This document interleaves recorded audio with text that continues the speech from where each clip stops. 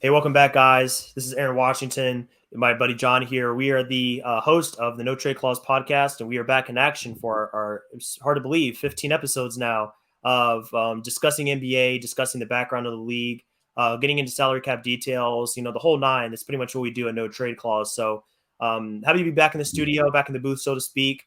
John's big time now. He's with, he's coaching with Xavier, and he's at MSG. So, I'm just trying to be like John, he's out here making moves, but we're having fun with it and just trying to get this podcast off the ground and really see where we can go with this thing and bring in some great guests for you guys that we have some guys lined up. So we were just talking about somebody we have lined up for January.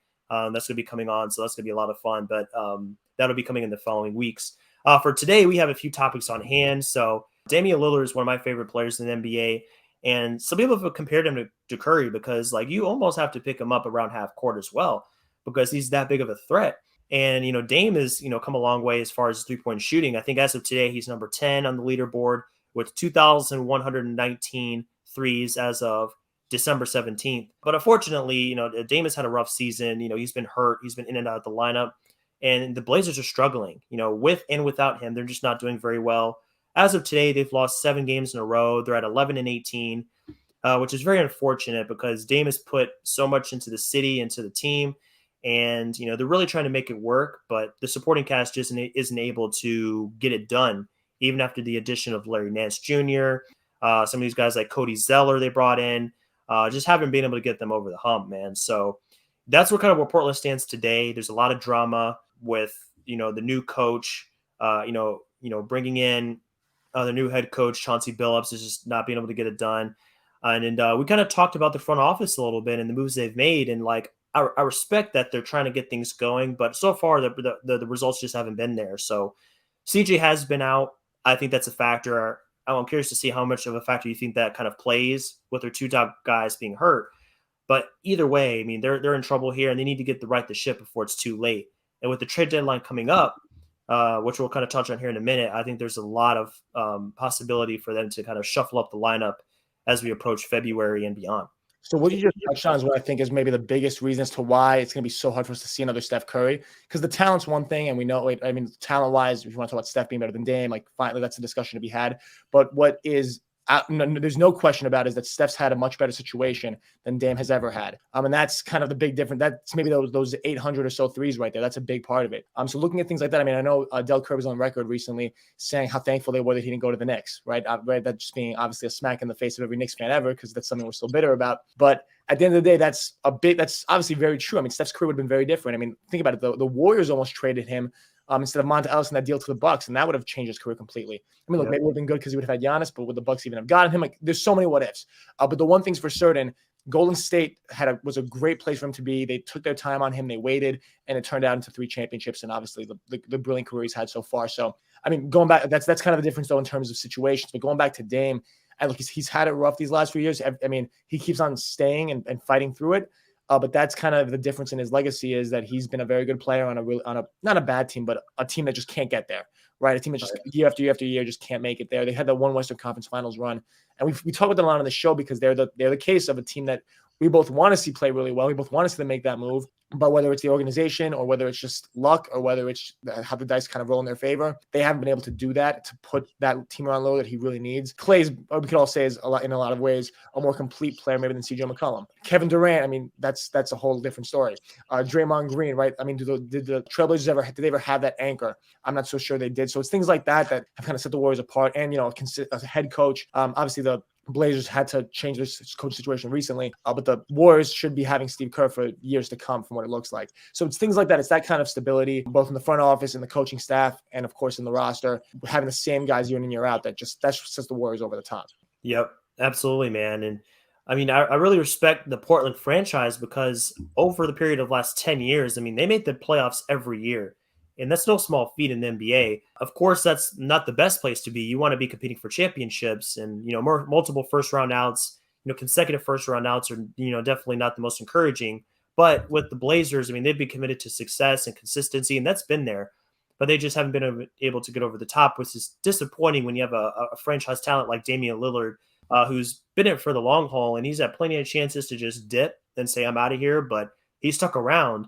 But the problem with this roster is, as they're constructed, I mean, they have players that are capable, right? They have guys like Nurkic and Larry Nance and Simons, who's been coming up and been pretty good backup, guard for those two guys. Covington, a very good role player, but they just haven't been very cohesive. And especially when it comes to defense, it hasn't been there. I mean, it's the same story this season as it's been for, it seems like every season. I mean, currently they sit at about 28th in the league in defense, according to Cleaning the Glass.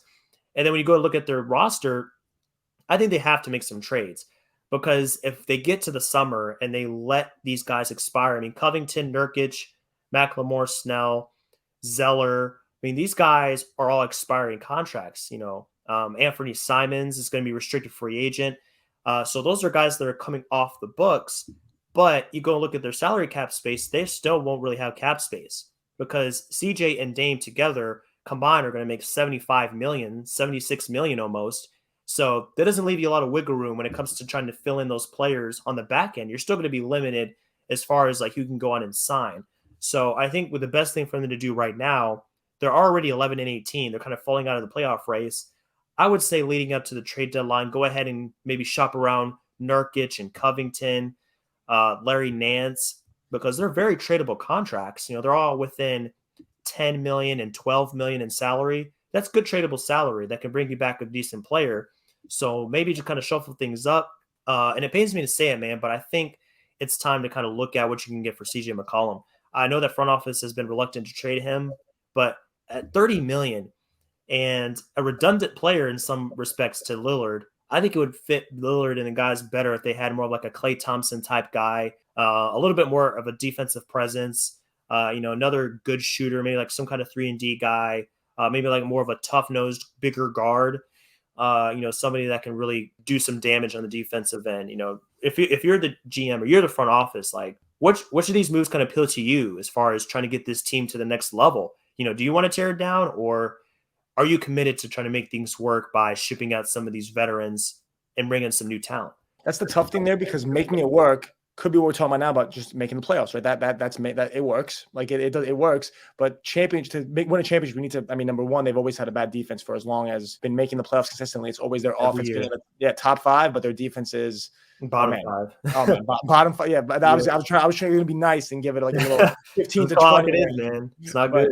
Yeah, you got to say it how it is. That's really what the reality is, where they're bottom 5 in defense sometimes. That's really the big thing right there. That's what I said before about a more complete player like Klay Thompson. Like when you have all these guys that are specialty guys, or guys that really all have the same skills, it's okay. Like we have our shot creating guard already. Like that's what they have in Damian Lillard.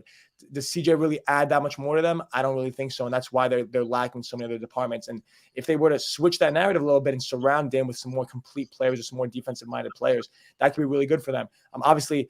They made it to the Western Conference Finals with Nurkic out, and he's obviously been he's their best big man. He's always been a presence for them down there. So he fits pretty well. But like you mentioned before about that $10-15 million of wiggle room they might have, if you move CJ too, you could probably get someone that could help a little bit more in other aspects of the game for way less than $30 million. And if you're doing that, does Dame need a second star, or can he kind of make it work with? I mean, in today's NBA, right, everyone kind of has these duos all over the place, or look, in some cases even big threes. But could you still see a really competitive team there if Dame's the show, but you have a lot of other guys that are still really, really good at what they at the game, right? They're really, really good all around. That could be the difference maker for them too. I mean, their bench has always been kind of iffy as well. There's always been so many problems, kind of across the board outside of just the kind of the top, Damian Lillard and all those guys kind of up there at the top. So kind of spreading out that cap room, using it for the entire team, for the entire 12-man rotation, could be really helpful for them. Absolutely, man. And I mean, I think they'd even be better. I think better served playing with a guy like Lillard. The first guy that comes to mind for me is like a Dylan Brooks type guy, because Dylan Brooks, I think he makes $12 million a year.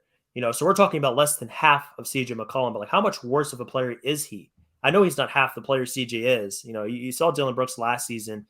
Man can put up 20, 25 in his sleep. He can hit 5 or 6 threes easy, but he's a dog on the defensive end. He picks up some of the best perimeter talent every night. He really digs in, and he's a bigger guard, 6'5". I think he's like 220 or something like that. So I mean, that is a player, just as an example, I think would fit a little bit better, next to someone like Lillard, someone a little bit bigger that can pick up some of those guys like Clay does for Curry, so Curry doesn't have to pick up the Chris Pauls of the world and the Damian Lillards and things like that. So that's kind of where they find themselves right now. It's unfortunate, but when it comes to the trying to figure out where you're supposed to go in the next phase of your franchise, difficult decisions have to be made. And I think CJ is the obvious choice. Of course, don't try to just sell him for anything. You need to get a good package for him. But if you can bring back even a semi all-star or a couple of more defensive-minded players next to Dame, I think that's a better fit. And I think it can net you a few more wins than if you're just trying to play two smaller ball-dominant guys in the backcourt, which works sometimes. But like, if you're not going to have an excellent rim protector, like the Cavs, for example, you have Garland. I mean, Garland's not a great defensive player, but they have the Twin Towers behind them to be able to clean it up. Blazers don't have that. I mean, Nurkic is not that kind of stopper. Covington is not a post defender. He's more of like a perimeter help defender. So that's their problem right now, and it's unfortunate, but decisions have to be made, and I'm sure that the front office will understand that at some point you got to make changes. You can't do the same thing and expect different results, right? It's one of the craziest things. But we're going to get to the finish line here of this podcast and discuss a player that I actually just read about this morning. Austin Reeves, aka AR-15, is making waves in the NBA after his game winner against the Mavericks the other night. So happy for this guy. Alex Caruso 2.0, whatever you decide to call him, he's a revelation. And I read about his story by Maren Fader.